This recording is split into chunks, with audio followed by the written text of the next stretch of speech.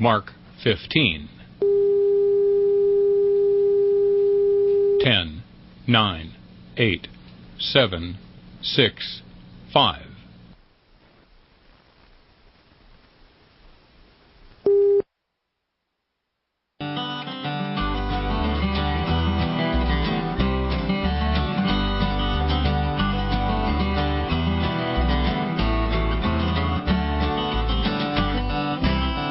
A good Saturday to you. Time once again for RFD Illinois. I'm DeLoss Yankee. I'm Rita Frazier. I've been meaning to talk to you about something. Okay.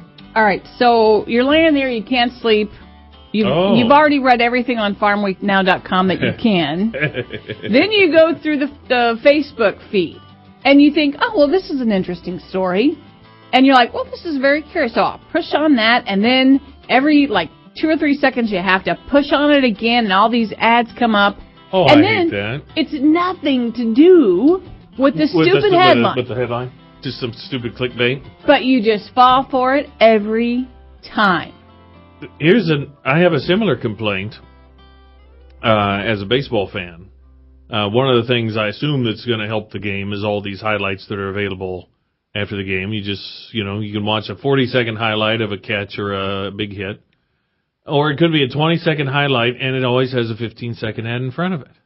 And it's usually the same ad over and over and over and over again. So at least there I'm getting the content that I'm waiting for, but just show me the highlight already. This is the beauty of radio, folks. That is the beauty of radio. Mm-hmm. We're going to give you about a half hour here of some all you need to know. Pure old goodness coming up. Oh, those Facebook clicks. And you never learn because you're always like, oh, that seems interesting. And that's right. There's probably someone you knew may have shared it. And yeah. That sounds pretty good. And no. And then you're riled up. You're still trying to go to sleep, and now you're riled up, so you're not sleeping. I get you. Stay tuned. Plenty to come here on RFD, Illinois.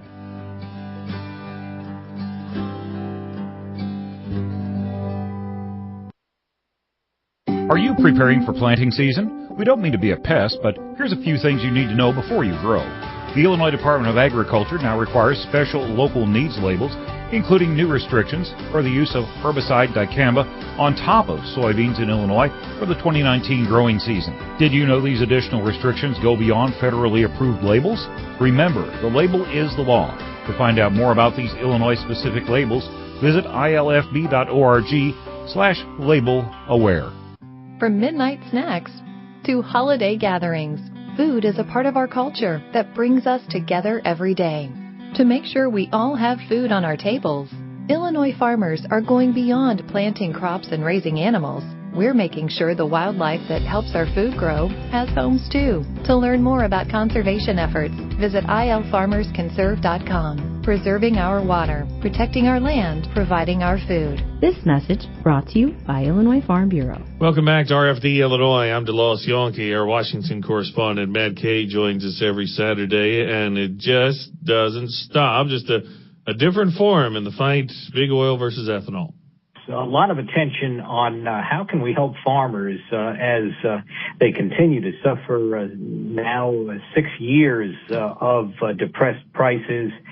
Some 15 oil patch senators this past week, led by Oklahoma's Jim Inhofe, wrote the EPA's chief Andrew Wheeler to actually backtrack on the RFS and reduce the threshold known as the blend wall from 10% down to 9.7%. That immediately brought out the renewable fuels people, RFA's Jeff Cooper, responding that this is frustrating and disappointing, but not entirely surprising.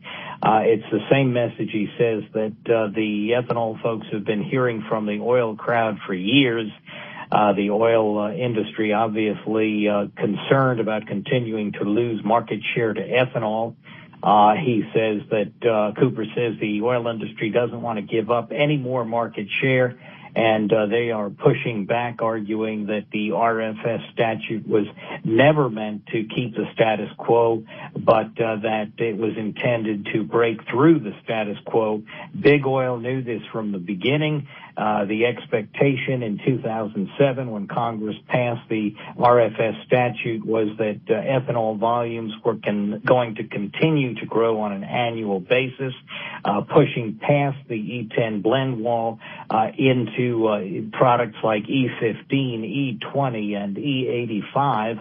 And now with E15 year-round use, possibly just around the corner with the expected EPA rule coming out late this month for year-round E15 use, it looks like the oil folks have again struck back and are fighting back to keep the volumes of ethanol use down. So the fight continues, but obviously a silver lining if E15 can be sold year-round, and certainly folks are looking toward other EPA decisions later this year, like annual RFS rulemaking. You know, it makes you scratch your head, certainly shake your head, but they are representing their constituency, I guess. So that's the way the gamesmanship will work and continue to work in D.C. And then so that's corn, ethanol, and then soybeans, so biodiesel. That tax credit has been sitting dormant for a couple of years now. I mean, it's always something that has to be brought up, but this has gone on much longer than normal. 16 months and counting, and now you've got a bipartisan push from biodiesel producing states that hope that their unified effort can bring the tax credit back to life.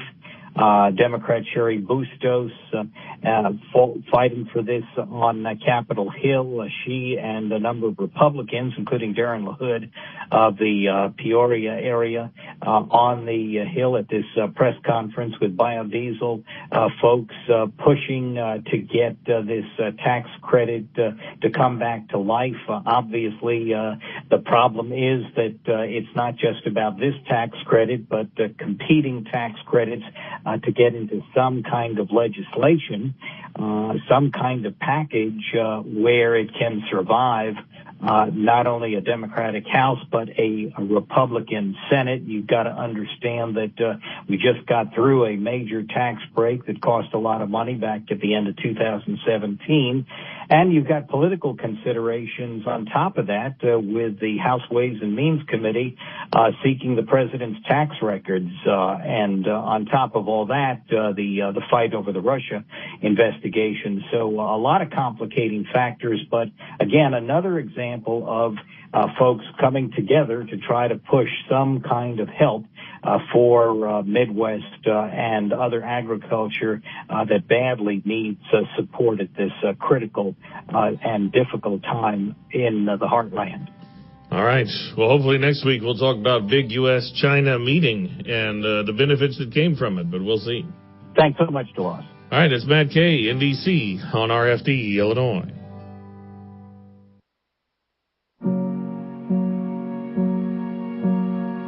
You're going to need me. You're going to need us. All of us. You're going to need our technical skills, our math, our engineering skills. You're going to need our help with your water, your air, your food. You're going to need our organizational skills, our problem-solving skills. You're going to need our determination, our honesty, our compassion. You're going to need the next generation of leaders to face the challenges the future will bring. And we promise, we'll be there when you need us.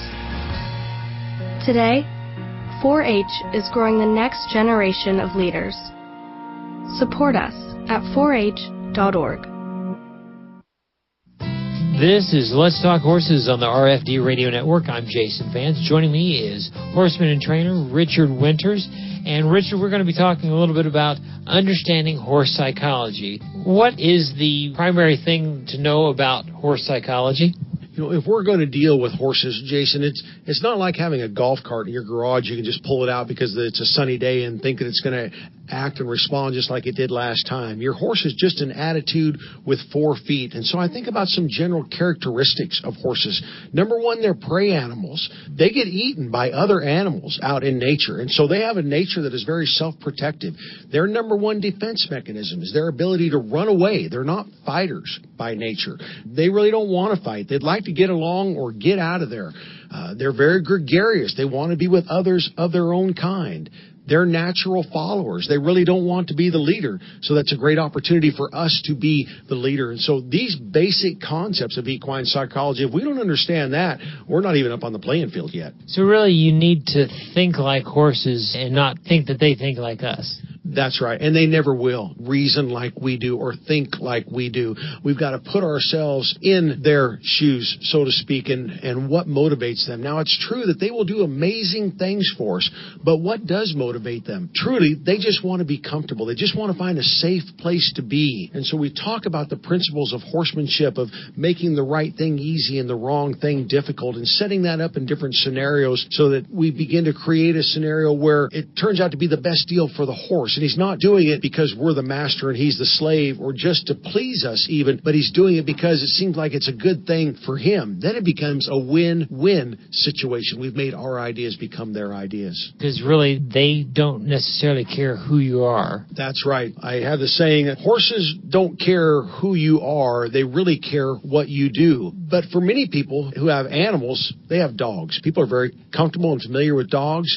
and so they'll think along those same lines with their horses. But remember, horses are prey animals. Dogs are predators. They have a completely different psyche.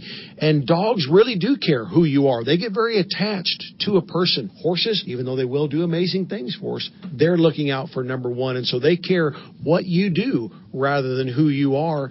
That's why if someone is a better horseman than me, they can step up to my horse that I've been dealing with for years, but I'm having an issue with, and they can make some progress with that horse because they have better feel, timing, and understanding than I do, because horses care what we do.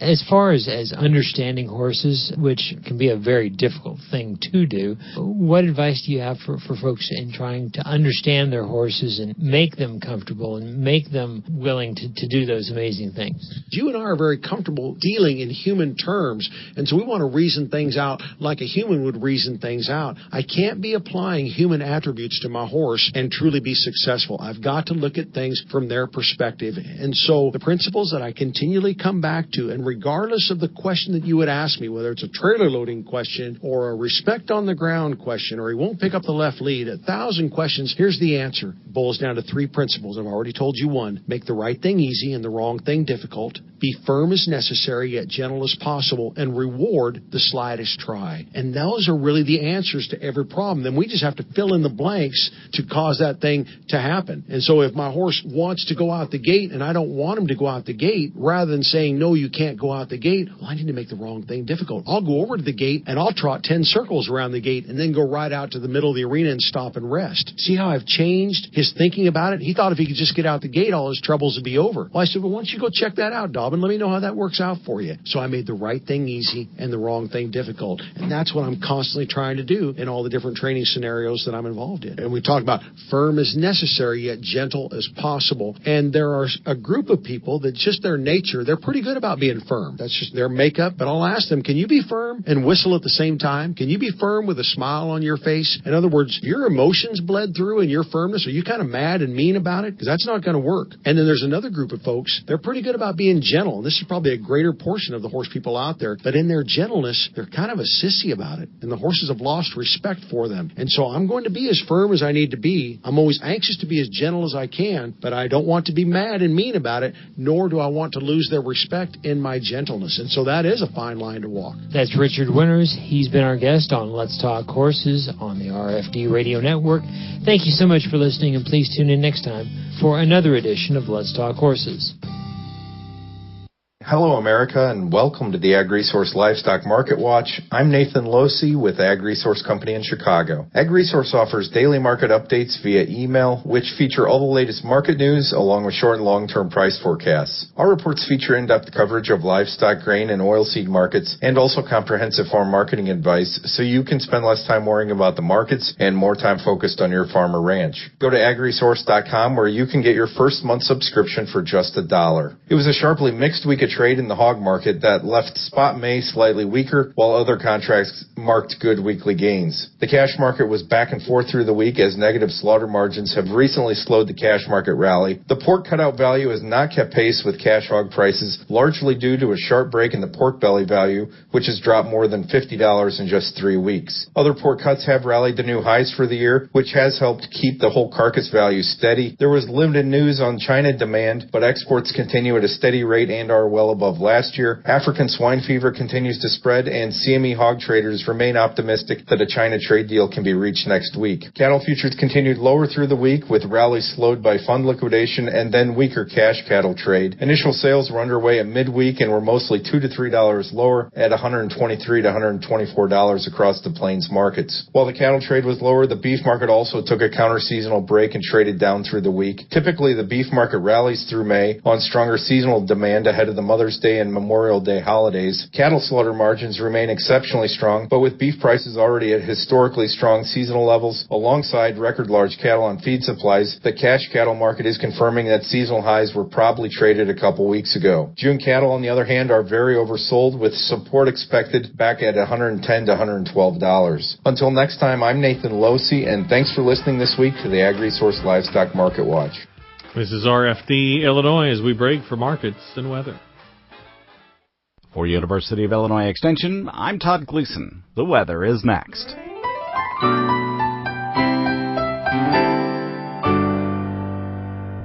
From the State Climatologist Office for the Illinois State Water Survey at the University of Illinois Prairie Research Institute, this is Brian Kirshner. April 2019 finished with noticeably wetter and marginally cooler than average conditions. Preliminary data indicates the April statewide temperature of 52 degrees was 0.6 degrees below the long-term average, while statewide precipitation of 4.58 inches was 0.8 inches above the long-term average. April marks the 5th consecutive month with above-average precipitation for Illinois. A weather station near Cobden in Union County reported the highest precipitation total for the month with 8.31 inches. Currently, 130 river gauges impacting Illinois are reporting crests in minor, moderate, or major flood stages, with the greatest concern along the Illinois and Mississippi rivers. Looking ahead, the active and wet weather pattern is expected to continue in the near term, with the National Weather Service forecasts indicating an additional 1 to 2+ inches of precipitation across the state by next Friday. Both the 6 to 10 and 8 to 14-day outlooks from the Climate Prediction Center continue to favor probabilities of wetter than average conditions statewide. In the near term, despite a welcome brief period of drier weather, a chance of showers and storms early in the weekend are still forecast for the southern half of the state. Pleasant temperatures are expected through Sunday, with highs in the 60s and 70s, while localities near Lake Michigan may experience cooler weather. This is Brian Kirshner from the State Climatologist Office. And I'm Todd Gleason for ULI Extension. You have a great and a very safe week.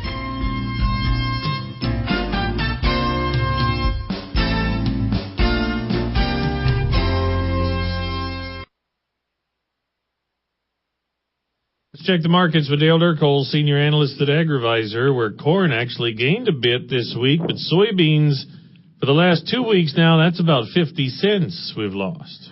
Yeah, the whole planting issue, it's got a lot of people out there really chattering about, well, we're planting corn slow, and does that mean, and the weather says we're not going to change that at least in the next couple of weeks, and does that mean that we're going to end up seeing acres gravitate from corn over to soybeans? And so with that, the soybean market has stayed on the defensive.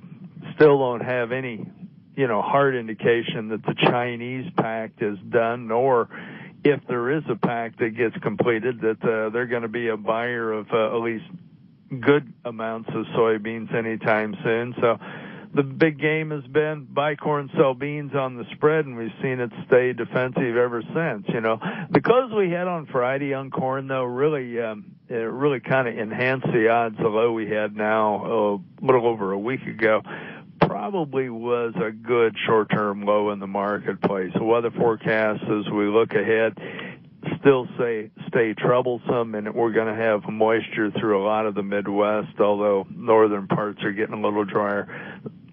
A lot of the Midwest still going to stay a little bit on the wet side. Another thing to kind of keep an eye on, some of these longer range forecasts are talking about below normal temps in the western Corn Belt and into the plains. And in regard to wheat, that's an variable to remember, because wheat is now shifting into a point in time where it's real vulnerable to any frost freeze if you get a late move of cold weather down into the plains. Wheat forecast or the wheat tour down in Kansas found a really good looking crop down there. They projected the Kansas crop this year to be a little over 300 million bushel. Dale Dirkholz at AgriVisor.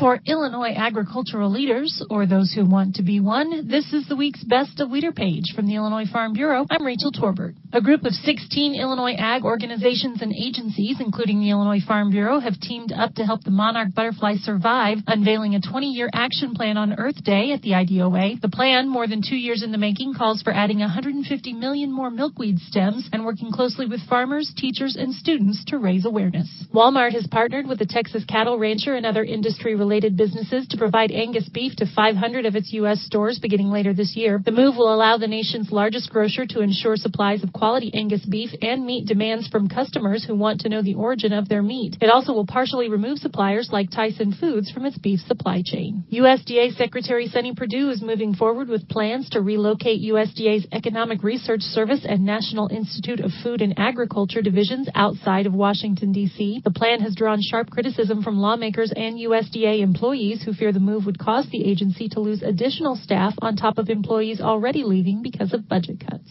March's flooding in the Midwest continues to deal farmers blow after blow, this time stalling fertilizer and other inputs because of shuttered locks and dams and damaged railroads. Our barges are a long way from where we need them in the upper Midwest, said Gary Halverson, Senior Vice President of Agronomy for CHS. We really don't think that any rail line will be at their preferred service rate until summer. The USDA has paid farmers $8.39 billion of the estimated $9.56 billion it promised in December to offset China trade war losses, but no similar aid has budgeted for this year. The majority of the market facilitation program payments went to soybean growers who were most severely impacted by China's retaliatory tariffs. That's the Best of Leader page for this week. You can receive an electronic version of Leader Page Monday through Friday. Just go to farmweeknow.com, click the banner, and sign up to receive the farmweeknow.com daily update, which contains the daily edition of the Illinois Farm Bureau Leader Page.